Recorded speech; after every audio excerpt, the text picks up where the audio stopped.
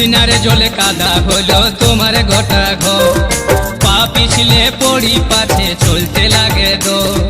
বুঝনারে জলে কাদা হলো তোমার গোটা ঘর, পা পিছলে পড়ি পাছে চলতে লাগে দো।